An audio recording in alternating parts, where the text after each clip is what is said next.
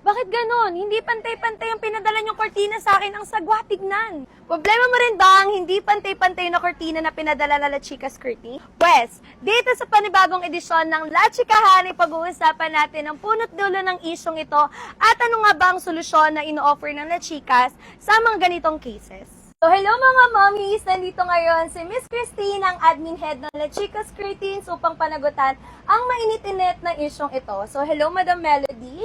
Kaugnay ng isyong hindi pantay-pantay na kortinang nare-receive ng mga customer, ano po ang masasabi nyo rito?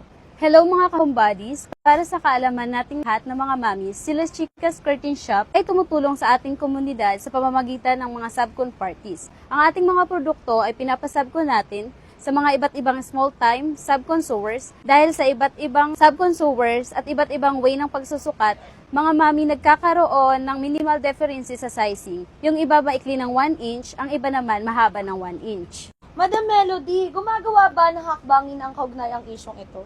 Yes, Ms. Rianel, don't worry dahil patuloy ang research and development ng La Chica Curtain Shop upang maayos ang sistema at mga hakbangin sa quality control nang sa gayon ay matapos na ang customer complaints na kagaya nito. Madam Melody, paano naman po yung mga ilang customers na nakakaranas ng ganitong mga issue? So, pag ano naman po, ang unang resolution ay magpapadala kami ng kortina na tiyak na pantay-pantay ang sukat. Maaring ibalik nila customers ang mga uneven length curtains sa pamamagitan ng return and refund. Ako ma'am, paano naman po yung ating ibang mga mommies na di kaya magantay dahil gagamitin ang kurtina para sa event nila? For that naman po, number 2 resolution natin upang di ma-hassle sa return and refund ay ang alteration o pagpapa-repair sa pinakamalapit na mananahi sa area ni customer. Lahat ng gastusin kaugnay sa resolution na ito ay sagot na nila La Chica Curtain Shop. Kasama na rito ang pamasahe, transportations, allowance at iba pa. Ayun naman pala ang mga posibleng resolusyon natin mga ka-homebodies. Miss Melody, baka may gusto pa po kayong sabihin sa ating mga mommies?